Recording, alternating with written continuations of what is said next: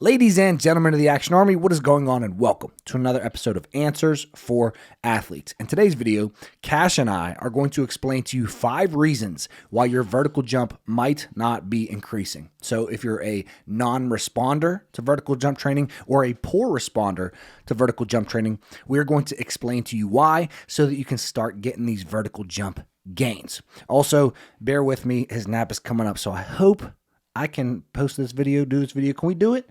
Can we finish this video for the people? If you're seeing this, then we made it through. But this video is brought to you by the question from Hennas87, who says, have you had many guys you've coached that have been non-responders or just poor responders to training/plyometrics for vertical jump? So no. Well, yes and no. I have not had anybody who was a non-responder to vertical jump. That is literally impossible. So if you are not increasing your strength and you're not increasing your speed and you're not jumping higher at all, literally not a millimeter higher, you are doing something wrong. And these 5 tips are going to help you today. Oh, you lost your chicken, bro. It's over. We might be whining here soon. Before I get into it, these 5 steps, make sure that you comment JUMP, J-U-M-P, down below in the comment section for a free bodyweight vertical jump training program. Like this video, subscribe to the channel, and leave your question down below if you want me to answer your question in a video just like this. So, have I had any non-responders? No. Have I had any poor responders? Yes, absolutely. I've had my fair share of very poor responders to vertical jump training. I've had my fair share of hyper responders to vertical jump training, and I've had everybody in the middle. So if you've heard me talk about the kid on my high school basketball team who I helped him gain 14 inches on his vertical jump, obviously you probably heard about that. I can't stop yapping about it, but he was a hyper responder to vertical jump training.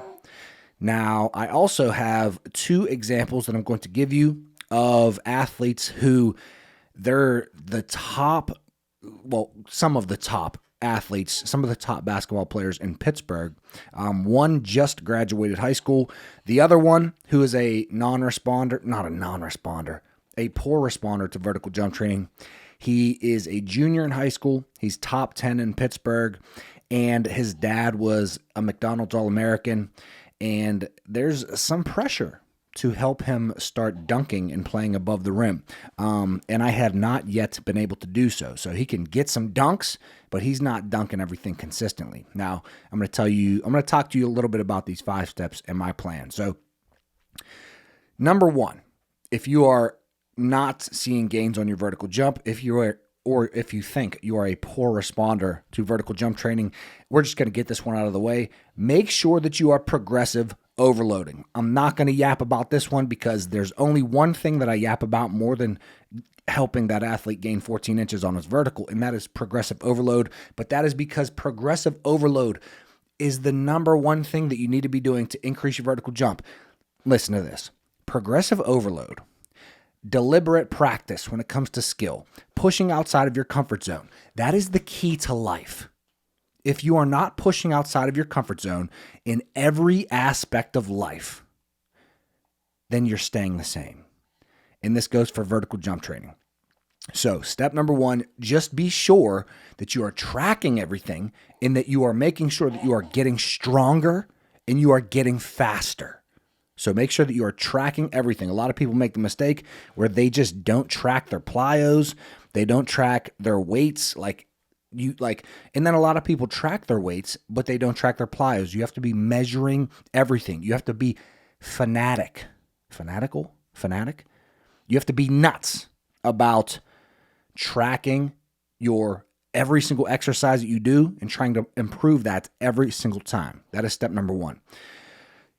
Step number 2 is if you're a poor responder to vertical jump training or you're not seeing any gains, you need to make sure that you are locked in on what you need more. Do you need more strength? Do you need more speed? So these are the big 2. And I'm not going to spend a lot of time on this one because I talk about this all the time as well.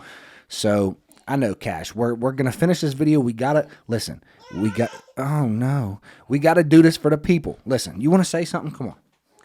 Go ahead. Say something. That's what I'm saying, bro. That's the 3rd tip. We're about to get there. So tip number 2 is that you have to do more you have to train more for the quality that you need more. So if you've been playing basketball all your life, this is a very simple example, but you haven't done any strength training, then strength training is likely going to explode your vertical jump. If you're very strong, but you can't utilize that strength very quickly, then you need more rate of force development, you need more velocity-based training, you need more reactive strength, more plyometrics, etc. That's tip number 2. So tip number 1, make sure that you're measuring everything, progressive overloading on everything. Tip number 2, make sure that you are locking in on more of what you need. Don't stop doing strength work, don't stop doing plyos, but the percentage should be higher for what you need more. Tip number 3, as Cash was just saying, if you are doing both and you're tracking both, then just keep going. Just keep going. Keep doing more strength work and keep doing more plyos. So a lot of people, they're like, well, I'm getting stronger and I'm getting faster, but I'm not jumping higher. I'm going to give you a good tip next.